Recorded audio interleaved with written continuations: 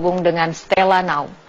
Stella, apakah masih ada warga pemilik rumah yang berada di dekat lokasi dan sebetulnya sampai kapan proses penggusuran ini akan berlangsung?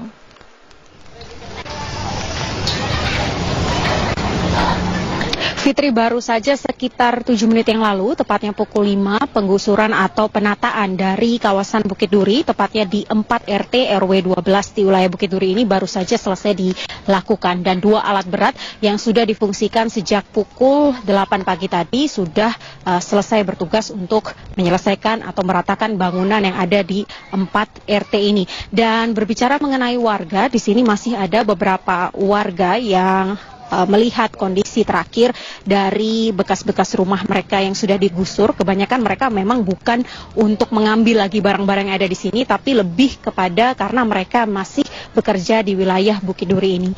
Dan kalau kita perhatikan di wilayah digusur ini, sebenarnya di depannya sendiri, di samping dari wilayah yang digusur ini merupakan tempat-tempat biasanya kebanyakan warga di sini bekerja. Kebanyakan mereka melakukan pekerjaan seperti melas, kemudian juga ada pengumpulan kayu-kayu, dan mereka rata-rata berdagang di sini, dan anak-anak mereka pun masih sekolah di sini, sehingga kenapa mereka masih sering ke sini. Dan saat ini mereka juga sudah mendapatkan pengganti rumahnya di kawasan Rawa Bebek. Dan untuk menjawab mengapa tidak ada penolakan dari warga 4 RT yang ada di kawasan Bukit Duri ini, itu karena memang dari 4 RT ini tidak ada yang menggugat pada saat proses penggugatan warga Bukit Duri itu berlangsung di tahun 2016. Jadi warga di sini memang rata-rata sejak diberikan SP1, SP2, kemudian SP3, masing-masing beberapa dari mereka sudah menerima untuk dipindahkan ke rusun yang baru.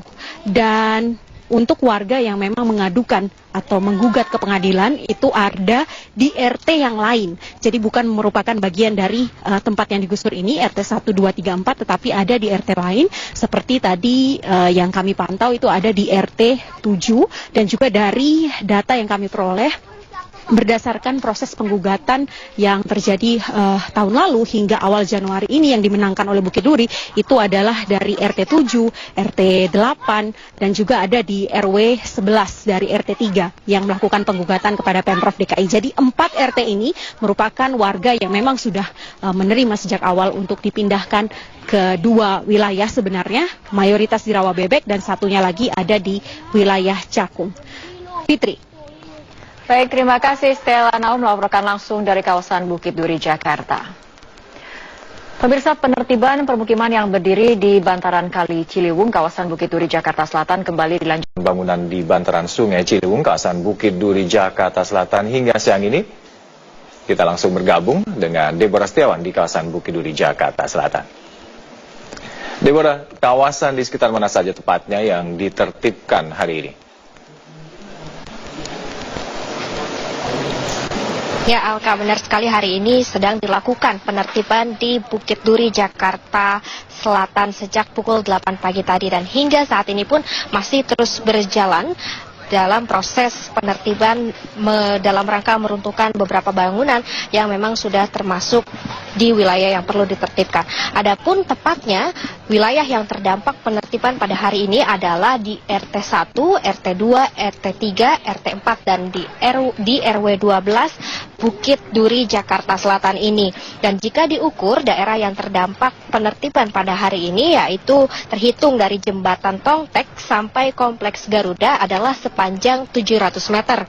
Di atas lahan sepanjang 700 meter ini ada 355 bidang atau bangunan rumah permanen dan semi permanen yang ikut ditertibkan.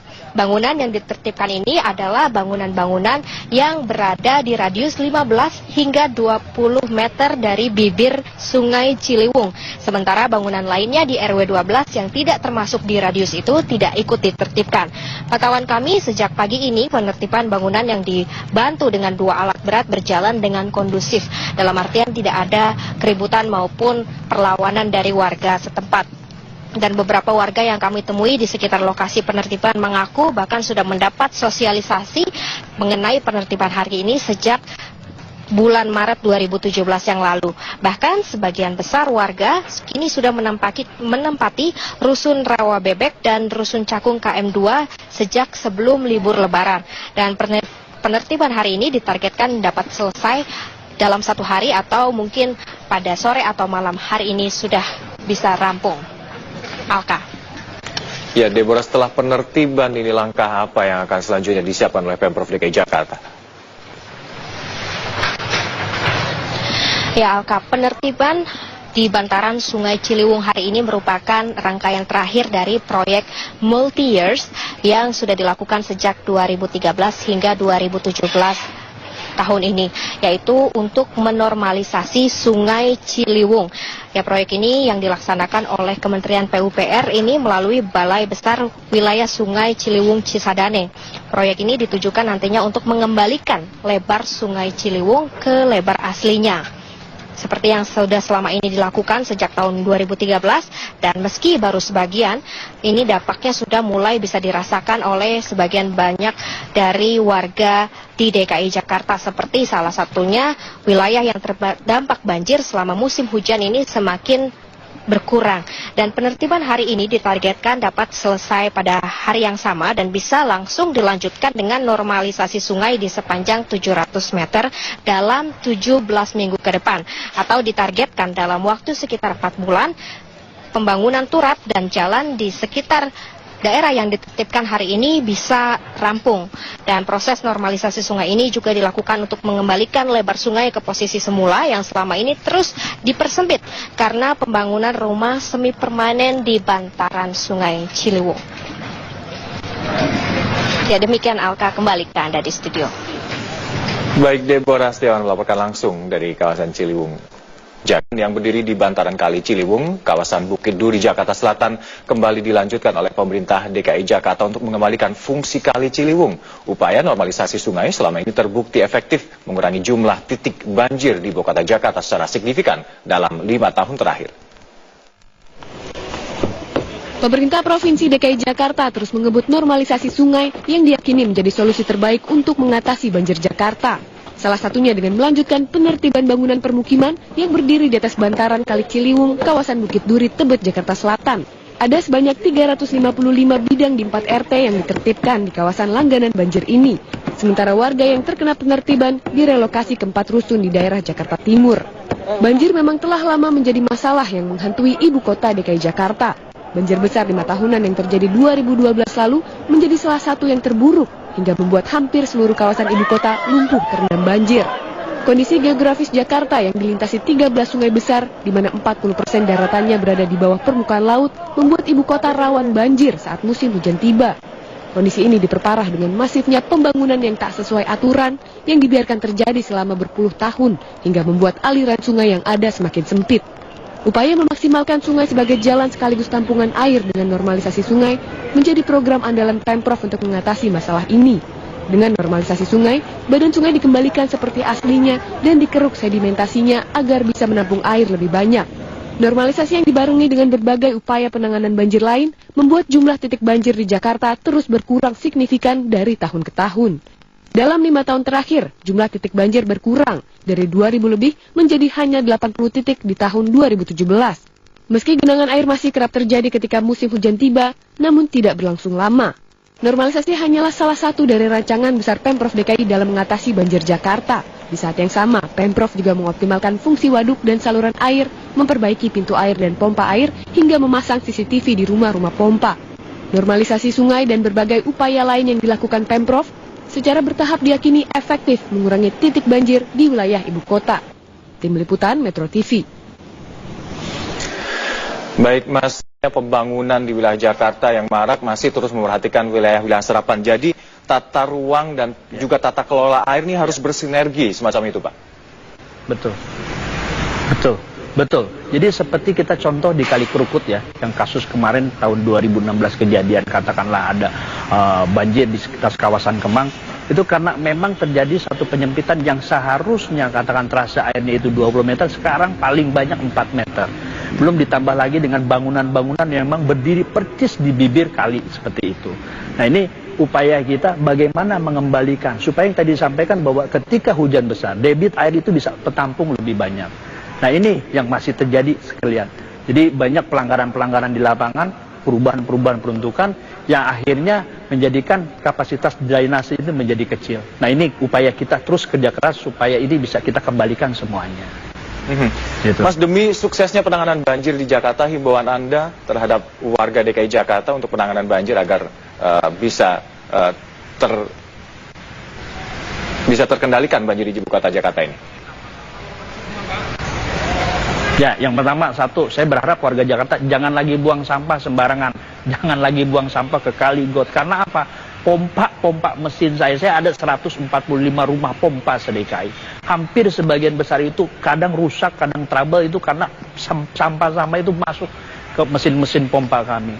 Dan ini kalau sudah jadi trouble, waduh, butuh waktu lama juga untuk mengembalikannya. Nah, itu yang pertama. Kemudian yang kedua, tolong juga kembalikan fungsi-fungsi saluran-saluran drainase di kawasan-kawasan tinggal kita. Jangan lagi kita tutup saluran, kemudian Anda teriak, lapor lagi ke gubernur, Pak, kita kebanjiran, lawang salurannya semua ditutup. Nah ini tolong, hal-hal seperti ini saya harapkan kerjasama yang baik. Kalau pemerintah kita juga PPSU, pasukan biru kerja, tapi masyarakat sendiri tidak mendukung, akan percuma usaha kita semuanya. Seperti itu, Mas. Baik, terima kasih sekali telah bergabung sama kami, Mas Teguh Hendrawan, Kepala Dinas Tata Air DKI Jakarta. Terima kasih. Selamat bertugas kembali. Terima kasih.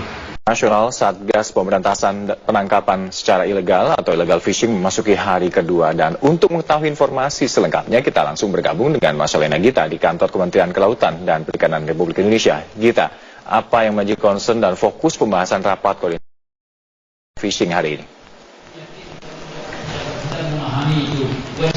Hal-hal yang dibahas dalam Rakornas Satgas 115 lebih kepada bagaimana sebenarnya langkah konkret, solusi dan juga terobosan yang akan dimuat dan juga dilakukan oleh Satgas 115 dalam penanganan pemberantasan penangkapan ikan secara ilegal atau illegal fishing. Tadi dalam pidatonya Menteri Kelautan dan Perikanan Susi Pujiastuti menyatakan bahwa ada modus baru oleh kapal asing dalam melakukan penangkapan ikan secara ilegal di perairan Indonesia. Cara yang dilakukan adalah dengan pemindahan ikan atau transshipment dari kapal Indonesia ke kapal asing di laut lepas, bukan di perairan Indonesia. Sehingga hal inilah yang harus menjadi salah satu concern juga dari seluruh pihak-pihak terkait untuk memberantas salah satu modus baru yang dilakukan oleh kapal asing. Bahkan tidak hanya kapal asing saja, namun juga kapal yang berbendera Indonesia ini juga melakukan atau juga turut serta bekerja sama. Untuk itu, tadi Susi Pujiastuti menyebutkan bahwa ini sudah mengusulkan ke PBB untuk menjadikan illegal fishing menjadi kejahatan global.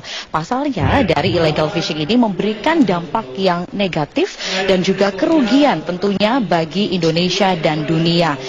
Pemberantasan illegal fishing ini penting dilakukan untuk menjaga kedaulatan ekonomi dan perikanan. Dan jika kita melihat data yang diperoleh dari Kementerian Kelautan dan Perikanan, total kapal pencuri ikan yang sudah ditenggelamkan, data pada tahun 2016 ada 236 kapal, dan pada tahun 2017 ada total 81 kapal. Tidak hanya itu, tadi juga Menteri Koordinator Kemaritiman Luhut Binsar Panjaitan menyebutkan bahwa ekonomi maritim Indonesia ini terdiri dari 9 sektor, yaitu perikanan, ESDM, industri, bioteknologi, industri maritim, jasa maritim, wisata bahari, perhubungan laut, bangunan laut, dan hankam laut. Namun berdasarkan data yang diperoleh bahwa dari 9 sektor tersebut, indikator ekonomi maritim Indonesia menunjukkan bahwa saat ini mencapai 6,04% dari PDB 2016 senilai 749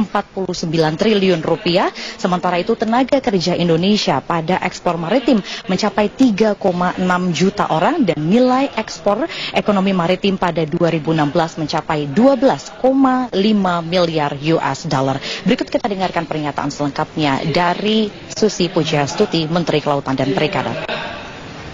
Semuanya sudah bicara tentang blue ekonomi, ekonomi yang sustainable, ekonomi yang berkelanjutan, yang free of maintenance, hanya karena kita pasang policy yang benar dan kita tegakkan policy tersebut, ekonomi yang akan flowing dengan sendirinya bisa dinikmati oleh semua elemen dari bangsa Indonesia. Rapat Koordinasi Nasional Satgas 115 masih akan berlangsung hingga esok hari, tepatnya hari Rabu tanggal 12 Juli 2017, dan ini tidak hanya membahas mengenai penanganan illegal fishing secara luas saja, namun juga penanganan ABK asing dari pelaku illegal fishing, kemudian juga kepastian hukum terhadap nelayan kecil, penanggulangan kegiatan destructive fishing, meningkatkan kepatuhan hukum kapal Indonesia menuju kondisi yang legal, regulated, reported fishing dalam rangka meningkatkan pendapatan negara di sektor perikanan. Alka. Baik, Marcelana Gita melaporkan langsung dari kantor Kementerian Kelautan dan Perikanan Republik Indonesia. Terima kasih laporan Anda.